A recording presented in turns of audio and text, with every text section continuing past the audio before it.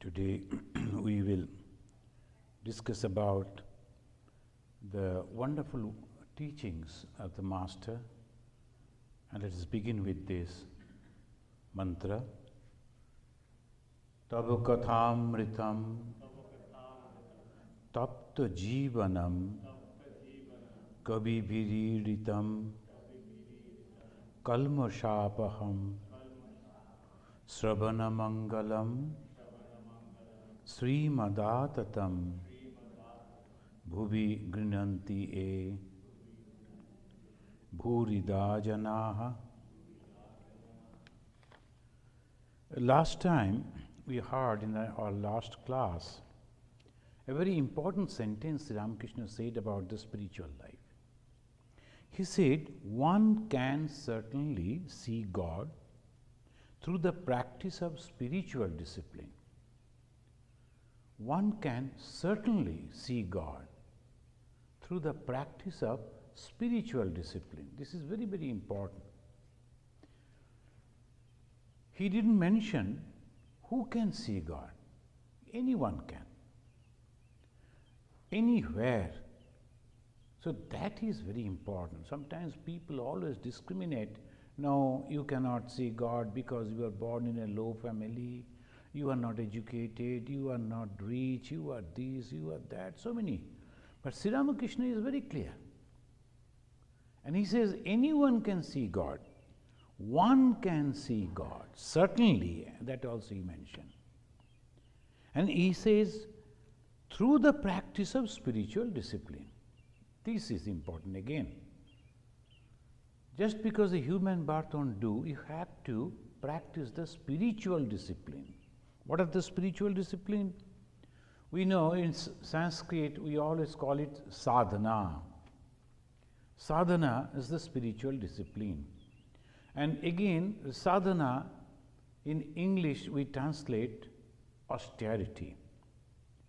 So this austerity and the spiritual practice and the sadhana, what is this? What are the things that we should do? That is important. Mother said, Ma Sharadamani Devi, she said, my son, sadhana of the austerity of the spiritual discipline is nothing but somehow keeping the mind at the feet of God. Somehow keeping the mind at the feet of God. That is sadhana. Now, when we hear this or read this, this is very important. So simple, just to keep the mind at the feet of God. Can we keep the mind at the feet of God all the time? That is the question.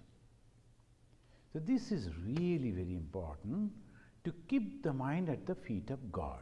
To keep at the feet of God, first and foremost, you should have faith in God.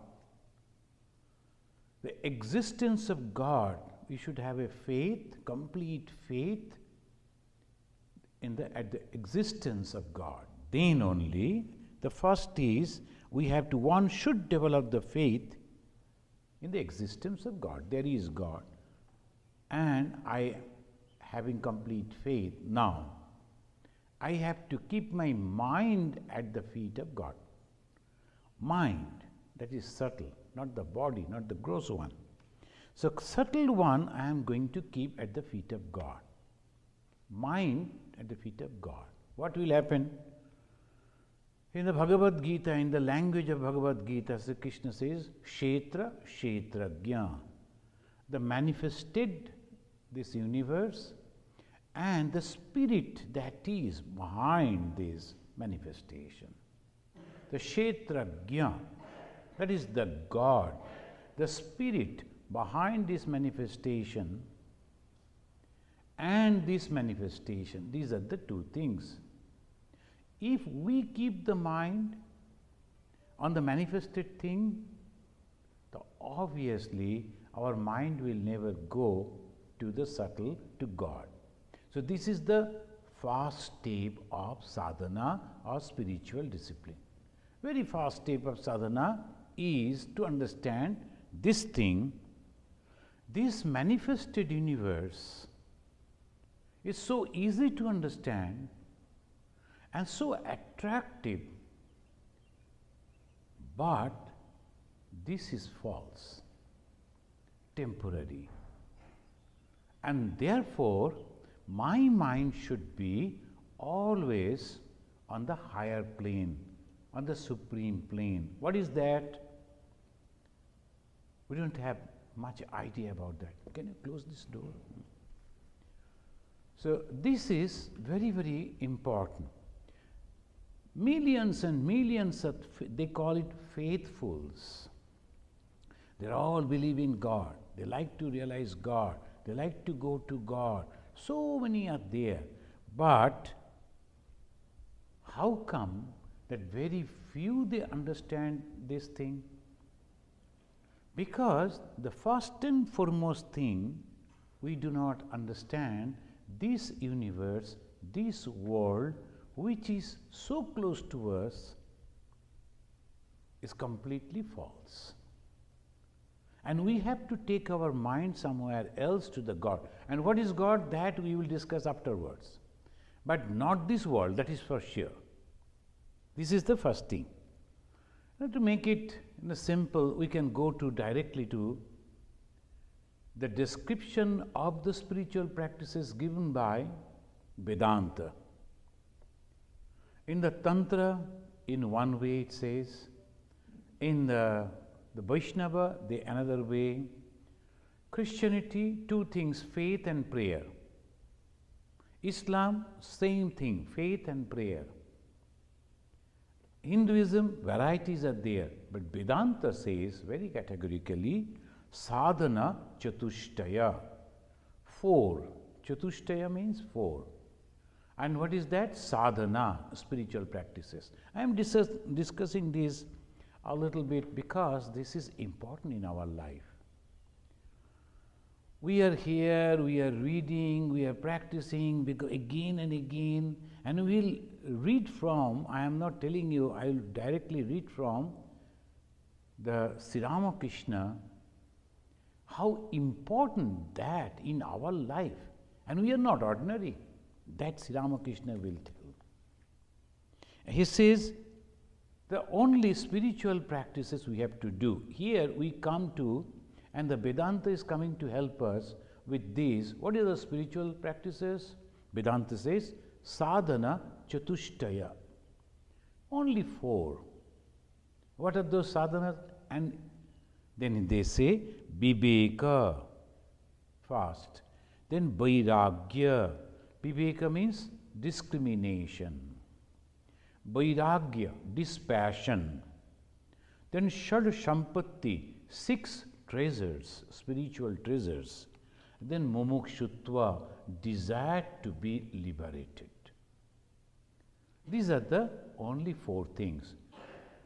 In the Viveka, what is the Viveka? The discrimination. What is the Vichara? That we have to go on judging. Nitya, Anitya, Vastu, Viveka. Again and again. Shankaracharya, in his book also, and many other Vedantin treatises, it says, Nitya, Anitya, Vastu, Viveka. Only 2 things are there, just as we mentioned in the Bhagavad Gita, Kshetra, Kshetragya. Kshetra means the field, Kshetragya. Field means the manifested thing, whatever we see. Behind this manifestation, what is there? We find here the Master Mahashaya, after conversing with the Sri Ramakrishna, one night he stayed in the Dakshineshwar itself, and in the night he was just taking a stroll in the road, that particular path by the side of the Ganga. One side the Ganga is flowing, another side the Panchavati and all other things. He was thinking in his own way, and there, very interestingly, he is thinking, is it possible to realize God? The Master Mahashaya is thinking. Let me read from here. Can one really see God? The Master says, it is possible. He says that if one makes a little effort, then someone comes forward and shows the way. We read from Bhagavan Sri Ramakrishna just now, he was telling that if anyone practices that, one can certainly see God through the practice of spiritual discipline. The vision of God is the only goal of human life. Then he said, if you practice only a little, someone will come forward to tell you the right path. That is the main way, he says. And now he is pondering. The Sri Ramakrishna told him in the daytime, and now in the night he is pondering, meditating on those teachings. Can one really see God? The Master says it is possible. He says that if one makes a little effort, then someone comes forward and shows the way. Well, I am married. I have children.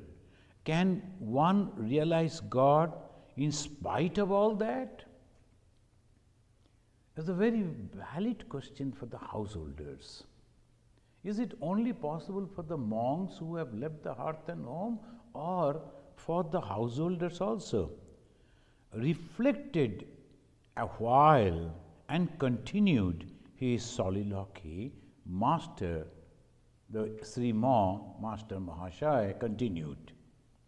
He was reflecting, thinking, pondering, meditating, discussing within himself the teachings of Sri Ramakrishna. He mentioned something and he was going on thinking. That is the way one should practice. And here the Master Mahashaya is reflecting, surely one can. Otherwise, why should the Master say so? He would have said, those who are married, they won't be able to realize God. He said, no. Anyone can see God by practicing spiritual discipline. So that means everyone is within that. Anyone can do that. Why shouldn't it be possible through the grace of God? Self-confidence is coming, faith is coming. Then he is telling, here is the world around me. In the night, he was looking around and thinking, the sun, the moon, the stars, the living beings, and the 24 cosmic principles. How did they come into existence? Faith he is developing through vichara, through discrimination. He is trying to understand. Faith means, I said this, you believe it. No. Sri Ramakrishna said there is a God, you have to believe, and now he is arguing within himself. Is it possible? Then he is arguing. So many things in this world, this manifested world, the sun, the moon, the living beings, the stars, and the 24 cosmic principles, all these things, how did they come into existence? Somebody must have created it. Who is that creator? What am I to him? This is the question. Who is the creator? What is this world? What is the relation between the creator and the creation? That is a very, very wonderful, these 3 steps, questions. And then only the spirituality begins with these 3 questions, otherwise nothing. Then he says that life is indeed vain without this knowledge. What is that knowledge? Who is the creator? And what is this creation? And what am I to him? Why he has created me? And why all these things? This question that should be answered, and life is in vain without knowing that.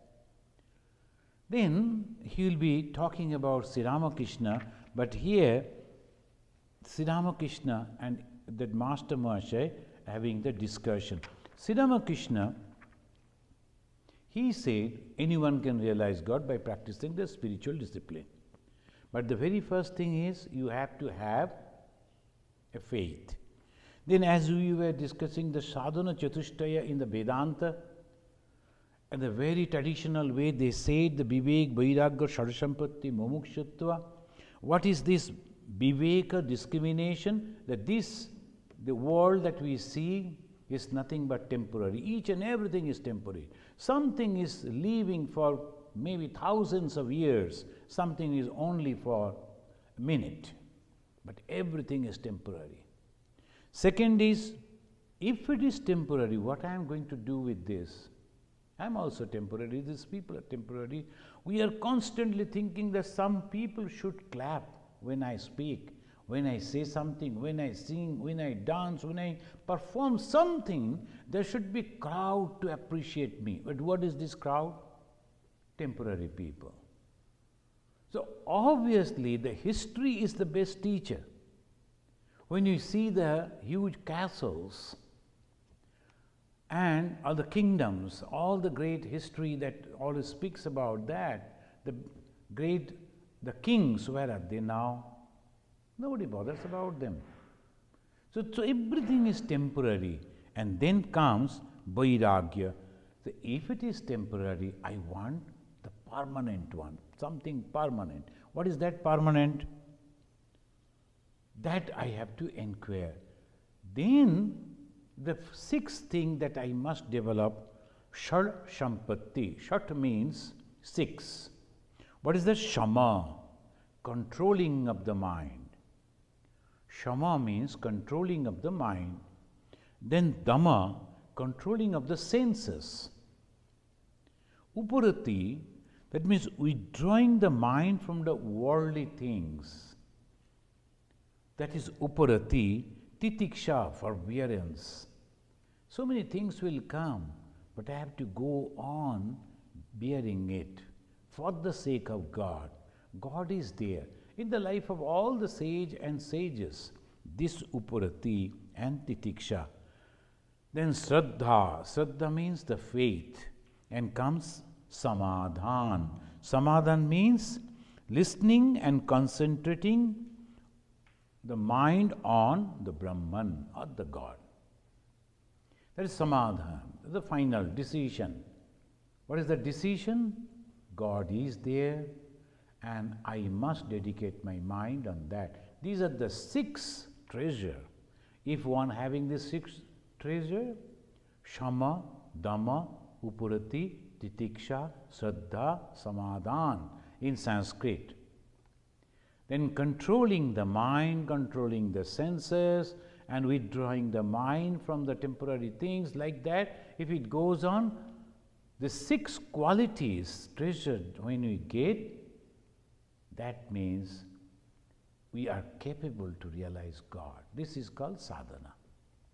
The shadasampatti. Along with this, finally another thing comes. To grab the power, supernatural power. The moment you will practice this thing, supernatural power will come. You can read the mind of other people. You can change the many things. Ramakrishna will tell now what happened to him. Whatever you think, that will happen. Whatever. So naturally, the tremendous control over the mind. Otherwise, some people is saying something, immediately the vengeance, the anger will come, I am going to punish you, you are destroyed. Whatever you have earned, that will be destroyed immediately. So tremendous control over the mind. Buddha could destroy all these people. Krishna could destroy himself. He has shown that to Arjuna. I am not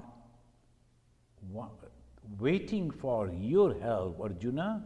I just want to give it to you, so that you get the name and fame, you become the hero, but I have done already. Only nimitta matra bhavasabhya sachin. Everything I have already done, you just become the machine in my hand, then all the name, fame will come to Arjuna. So here it says in that way, so obviously one must be very, very careful, and only thing that can give us that break, that control of mind, how? Mumukshutva. The desire to be liberated. So first, Viveka, Vairagya, Shadasampatti, then the main thing is mind should be forcefully directed to God.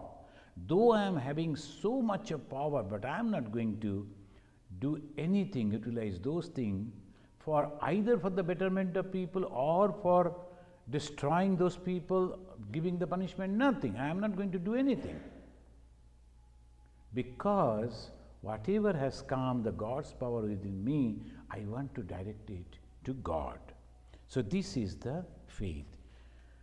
Now, Sri Ramakrishna is telling, if you here, you are my very own. Now he is telling to those people who are coming to him, you are my very own, my relative. Otherwise, why should you come here so frequently? See how Sri Ramakrishna is identifying and giving so much of importance to us, encouraging us. What is this? What is this Sri Ramakrishna? A principle. At the principle, some ideologies, ideas are manifesting through a personality. That is Sri Ramakrishna. What is that ideology? Realize God. See God in this very life. And that is the ideology.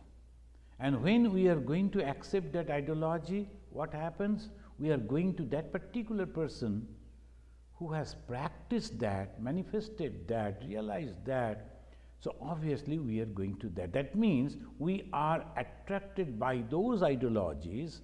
So, and those ideologies are giving us the examples of God, manifestation of God, glimpses of God. So we are going to him. And here Sri Ramakrishna says, you are my own, my relatives. Can you imagine? And again he will say the same thing in the afterwards. You are very own, my relative. Otherwise, why should you come here so frequently? While listening to the Kirtan, I had a vision of Rakhal in the midst of Sri Krishna's companions in Vrindavan.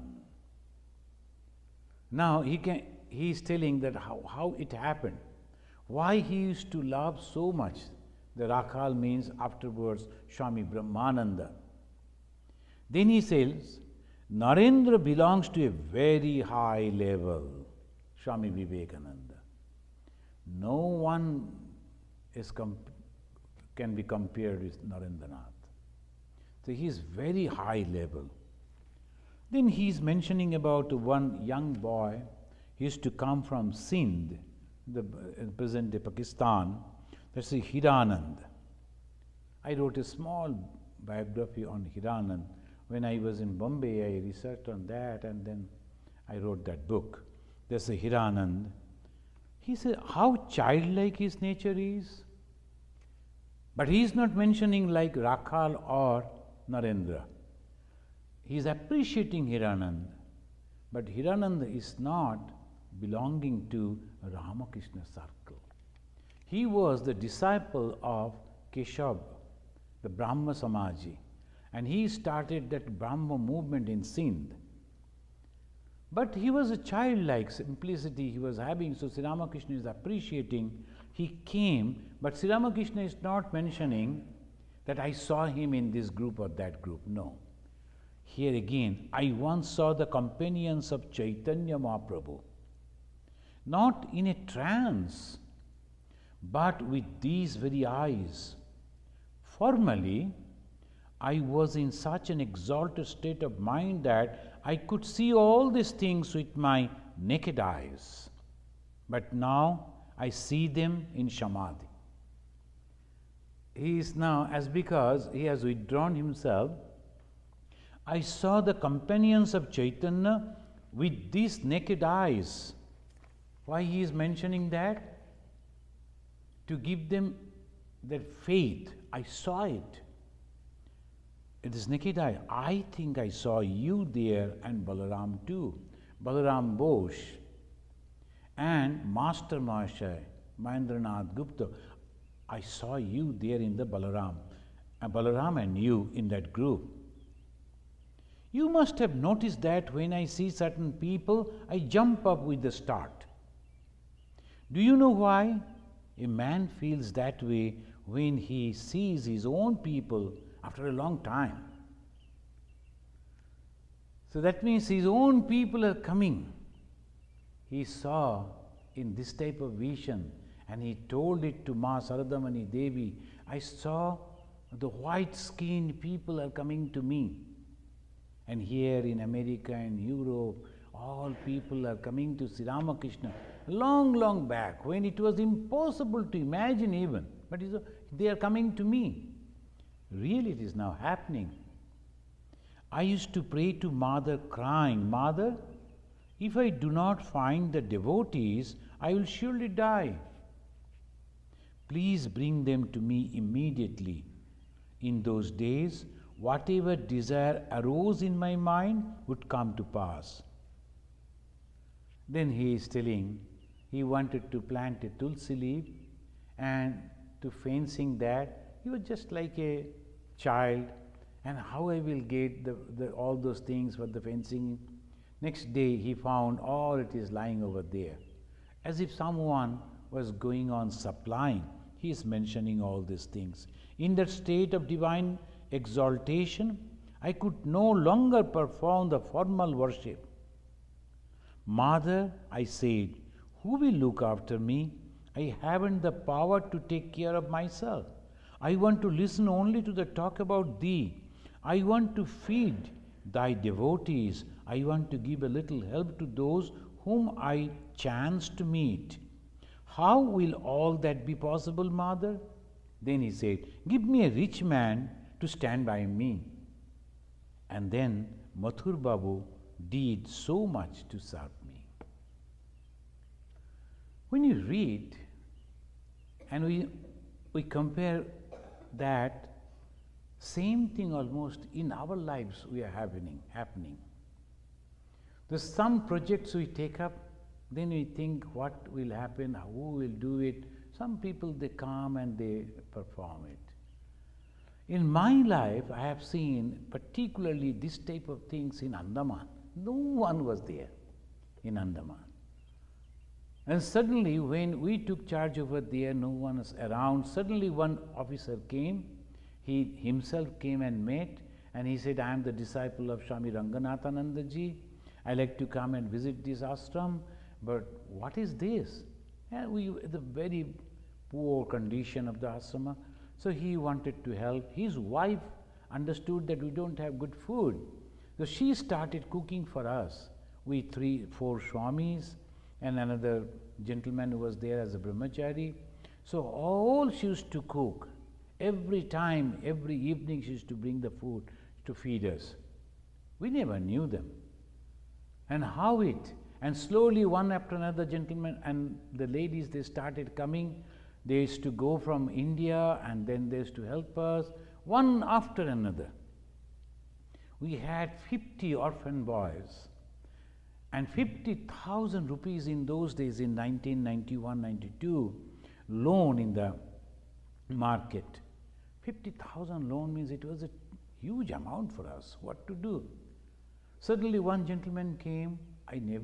I saw him somewhere in Calcutta in different functions. I never knew him. But he was such a rich man. Recently, he still remembers me. I am so grateful to him. Recently, he has sent a book that he has written, composed, the stories. He's a fabulously rich man. He came there, so humble. And he told, I like to stay in the ashram. I told, staying in the ashram? Nothing is there. Where you are going to stay? We don't have anything. He said, no, I will manage. Almost forcefully he stayed. And after, I think, 4 or 5 days, I don't remember exactly, when he was leaving, he gave me an sealed envelope. And when I opened, I found a 50,000 check. He signed that 50,000 rupees. I could immediately pay back all the loan and got free from that. Who is doing it? I never knew that man. I never invited him. I never approached him. How come that he came? Someone was telling me Is there anyone in the Ramakrishna mission nowadays who can show miracle? I have shown the miracles. If this is not miracle, then what is that miracle? One after another, the help started coming. Whatever was necessary, immediately, that type of people came, helped, then they left.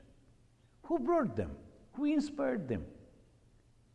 They were not my disciples. Many of them, they were not knowing the Ramakrishna mission even.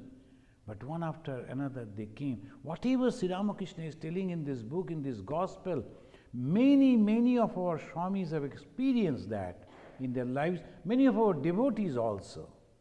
Whoever has taken up any work in the name of Sri Ramakrishna, Swami Vivekananda, they got all success. Wherefrom the people came, money came, success came.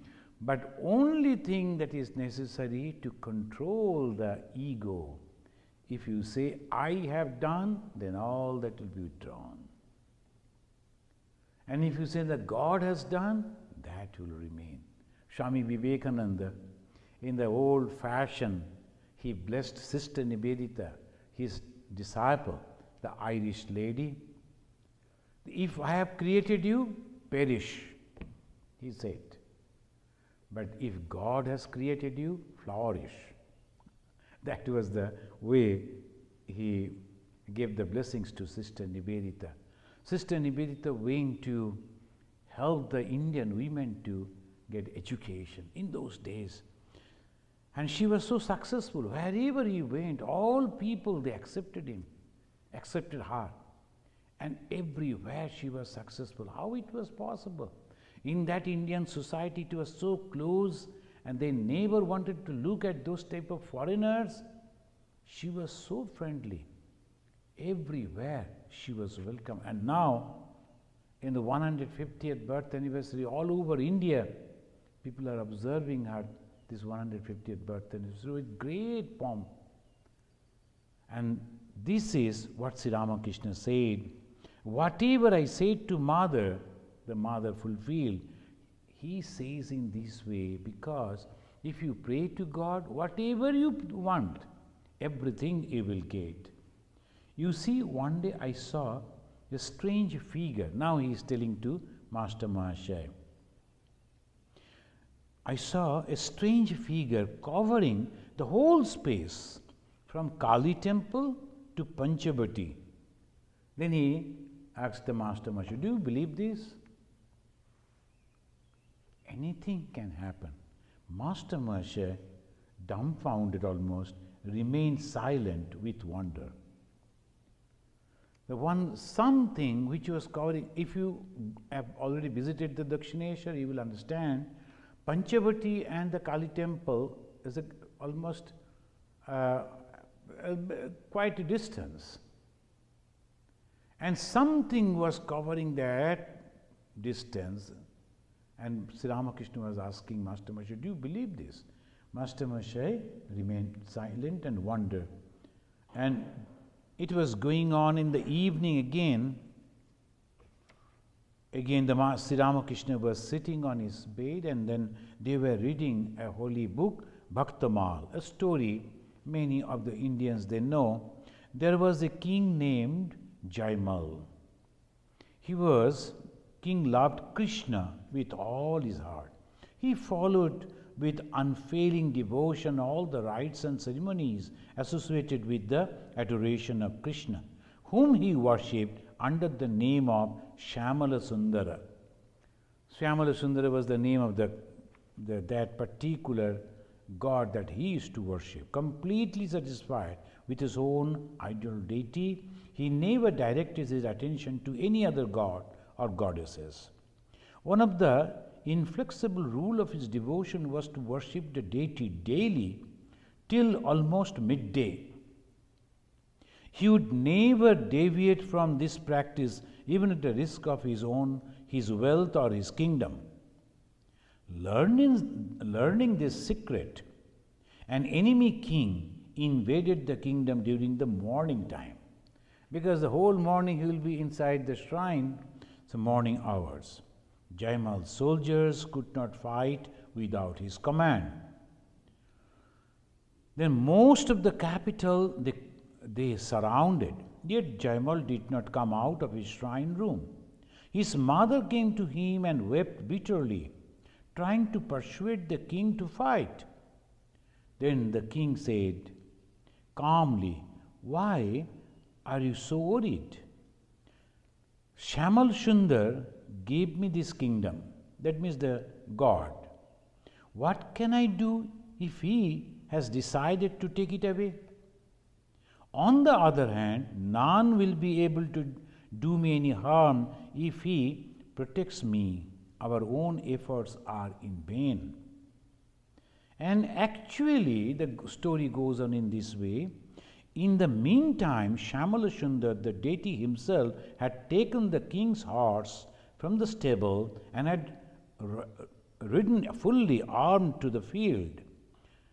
Alone he faced the hostile king and alone destroyed his army. Having crushed the enemy forces, the deity returned to the temple and fastened the horse nearby to the temple. Jaimal, on completing his worship, came out and discovered the horse there, panting and covered with sweat. "Who has been riding my horse?" he demanded. "Who brought it to the temple?" The officers declared they knew nothing about it. In a pensive mood, the king proceeded to the battlefield with his army and there found the enemy, with the exception of their leader, lying dead. He was staring at the scene when the enemy king approached, worshipped him, and said, "Please permit me to tell you something. How could I fight? You have a warrior who could conquer the entire world. I do not want your wealth or your kingdom. Indeed, I will gladly give you my own if you will tell me about the blue warrior, Shamala Sundar." "Your friend," he said. No sooner did I turn my eyes on him than he cast a spell on my heart and soul. The enemy king could not fight with him. Jaimal then realized it had been none other than the Shamala Sundara that had appeared on the battlefield. The enemy king understood too. He worshipped Jaimal and through his blessings received Krishna's grace, the enemy king. Then the master, after this reading was over, the master asking, "Master Mahashaya, do you believe all that?" He is asking. "Do you believe Krishna rode on the horse and killed Jaimal's enemies?" Master Mahashaya said, "I believe that Jaimal, Krishna's devotee, prayed to him with a yearning heart, but I do not know whether the enemy really saw him coming on the battlefield on a horse. Krishna might have come there riding the horse, but I do not know whether they really saw him." Master, with a smile, "The book contains nice stories about devotees, but it is one-sided. Also, it abuses those who differ with its views." So, here comes the judgment. Devotees are protected by God, but that doesn't mean that God has to go riding on a horse to fight for. First. Secondly, if the God is visible to each and every one, they will get mukti, liberation. So obviously here only the enemy king saw the God and he was saved, his life was saved, if it is the story goes in that way.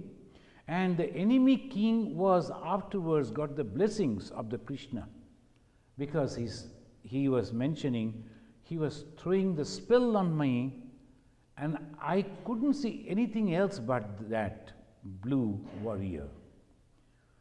"Well, you all come here so often," the master Sri Ramakrishna again telling. "What does it mean? People visit a holy man once at the most. But you all come here so often. What is the significance of that?" Master Mahashaya remained silent. Then the Sri Ramakrishna replied himself, "Could you come here unless you belong to my inner circle?" I stress on this. Those who are regularly coming to Sri Ramakrishna, believe it, all of us belong to his inner circle. This is very, very important. We have come at least to this level that we have started loving Sri Ramakrishna. It is not a matter of joke. Really, really, we have done something very good in the past life, so we have come to this. Now, obviously, why is Sri Ramakrishna mentioning this? To make us aware about their achievement. We have achieved a lot.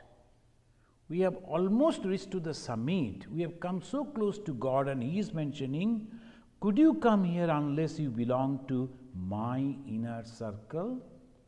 That means you all are my own relatives, my own people. And then he is explaining how close? Like father and mother, the son, brother, sister. So close. Relative means it's not that uncle or others. So close. Like the father, son, sister, brother, so close. I do not tell you everything. Now he is just making a joke. I do not tell you everything. If I did, would you come here anymore? So I am not telling you everything. Then immediately he is telling, once Shukdev went to Janaka to be instructed in the knowledge of Brahman. Janaka said, first give me my fee, because the Guru Pranami that you have to give. But said the Sukadeva, Sukadeva the son of the famous Bhashadeva, why should I give you the fee before receiving the instruction? He was arguing with the Guru. Janaka laughed and said, will you be conscious of Guru and disciple after attaining Brahmagyana? Because it will all be same. That is why I asked you to give me the fee first. Master Moshe was soliloquizing, as I already read, can really I realize God? Then he was mentioning about Sri Ramakrishna. That's called faith. As because he is closely watching Sri Ramakrishna, now he is expressing over here his belief, his thought about Sri Ramakrishna. Sri Ramakrishna is certainly the best of men. Now this Master Moshe was English educated man. He was not an emotional person. He was also scholar in Sanskrit. He read himself so many scriptures. He knew a lot about it. Not that simply he was emotional and he is telling like this. He said, Sri Ramakrishna is certainly the best of men. In all my life, I have not seen another great soul like him. He must have seen God. About Sri Ramakrishna, it's very, very difficult to judge a person contemporary and living with him, seeing him every moment, and then thinking that he is a man of realization is very difficult. Because you see so many other things also. That he is joking, he is sleeping, he is eating, he is just living just like any ordinary person. So obviously, when much afterwards, when you read about him, then you can say, oh, he was a godly person. But when you live with that godly person, it is very difficult to accept him. But Master Moshe, he was lucky and he was thinking in this way, I have not seen another great soul like him. He must have seen God, otherwise how could he talk with God day and night, addressing him so intimately as mother? Otherwise, how could he love God so intimately? Such is his love for God that he forgets the outer world. He goes into samadhi and remains like a lifeless thing. Again, in the ecstasy of that love, he loves and cries and dances and sings. The Master Moshe is observing Sri Ramakrishna, and then remembering within himself and coming into a conclusion that Sri Ramakrishna himself is God, is realized soul. Friends, this coming this Thursday, that is the 25th May of this year, is a very, very auspicious day. It's a Faloharini Kali Puja day.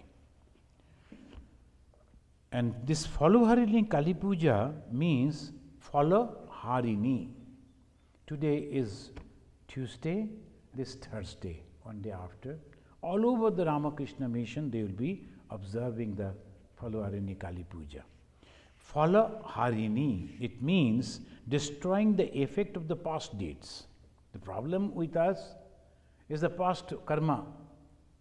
And this is the goddess.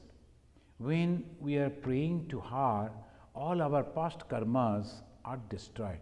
Faloharini. Sri Ramakrishna worshipped Ma Sharadamani Devi as Shodashi, and that was in the 25th May in 1872.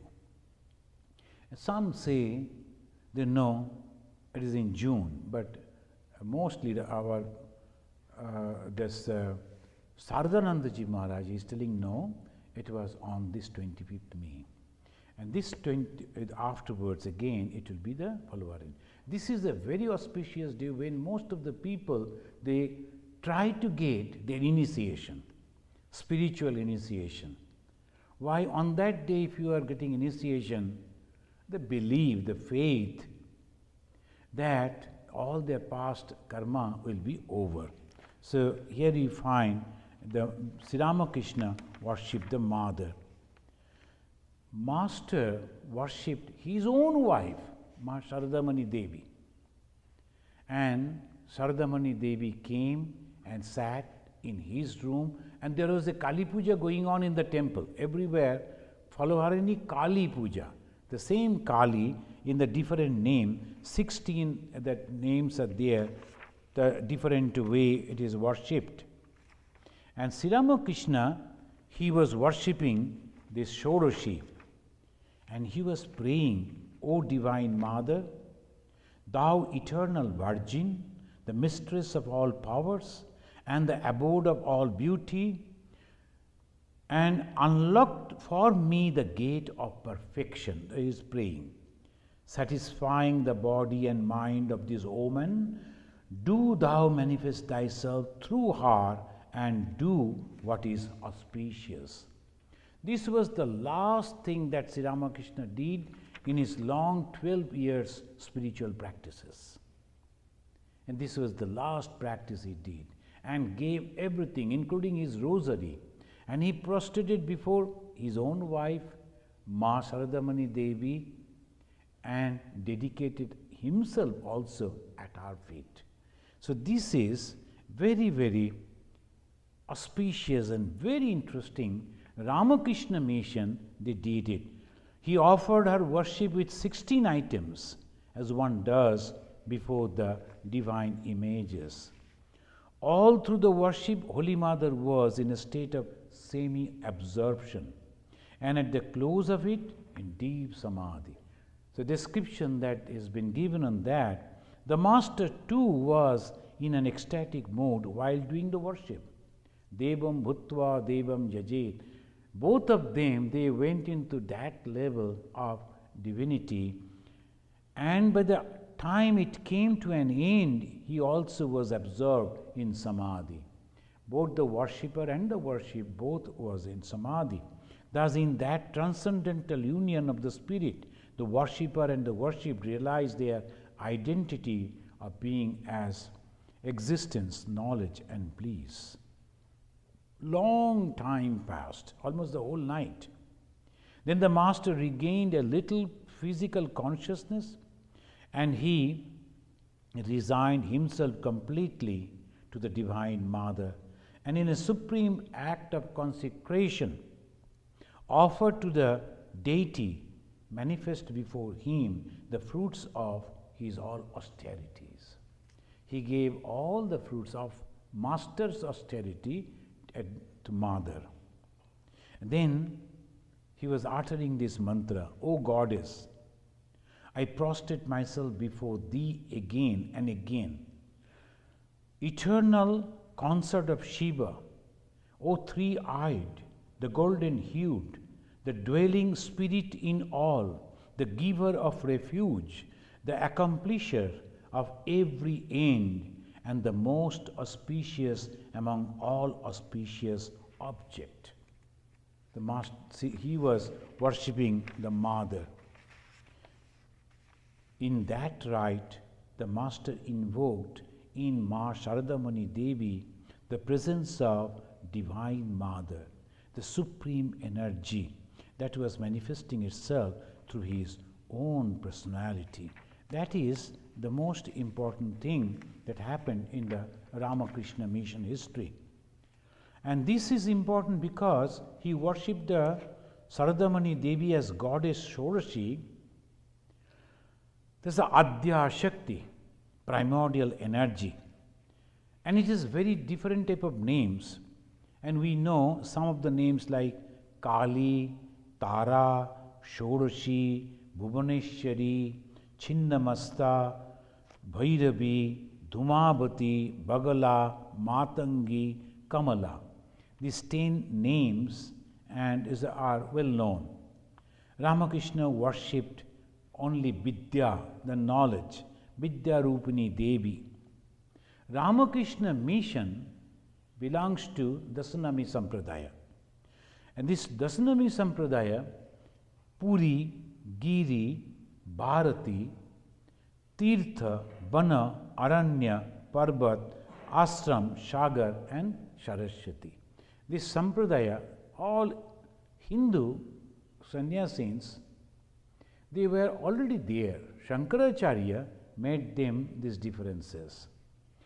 Our title became Puri Ramakrishna Mission because Tota Puri initiated Sri Ramakrishna and Sri Ramakrishna Puri.